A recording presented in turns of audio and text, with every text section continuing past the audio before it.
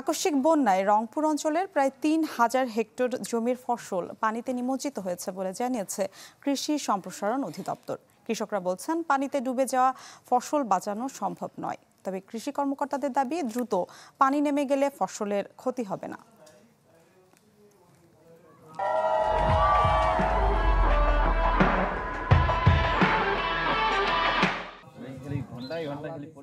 গেল 2 দিনের আকস্মিক বন্যায় কপাল পুড়েছে রংপুর অঞ্চলের হাজারো কৃষকের।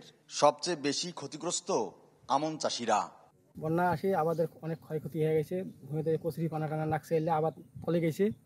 ওই সামনের জমিগুলো পলিমাটি পড়িয়ে আবাদ খুব নষ্ট হয়ে গেছে।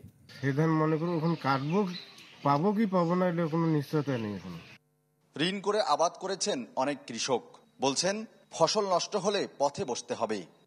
ধানগুলো সাদা হয়ে গেছে, কাদা মাদা হয়ে গেছে, কোনোগুলো ধান শুকিয়ে গেছে, কোনোগুলো ধান বসে গেছে। বাড়িঘর তো খুবই নষ্ট হয়ে গেছে অনেক। আমার বাড়ি তো অনেক দূর ভাঙি গেছে, অনেক দূর ভাঙি পড়ে গেছে। পানিতে নিমজ্জিত মানেই ফসলের ক্ষতি নয় বলে জানান কৃষি কর্মকর্তা। প্রণোদনা সহ সব রকমের সহযোগিতার আশ্বাস প্রশাসনের। পানি সরে যাওয়ার সাথে সাথে আমাদের দ্রুত যাতে কৃষক পরবর্তী ব্যবস্থা গ্রহণ করে, এর জন্য আমাদের উপসহকারী কৃষি কর্মকর্তাগণ মাঠে পরামর্শ দিচ্ছে। ক্ষতিগ্রস্ত কৃষক যাতে পরবর্তীতে কোনো পুনর্বাসন কার্যক্রম আসলে পেতে পারে, সেই বিষয়ে ব্যবস্থা নেওয়া হবে।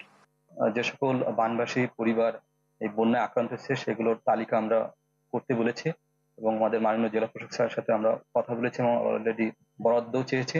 বরাদ্দ প্রাপ্তির সাপেক্ষে আমরা তাদের ত্রাণের ব্যবস্থা করব।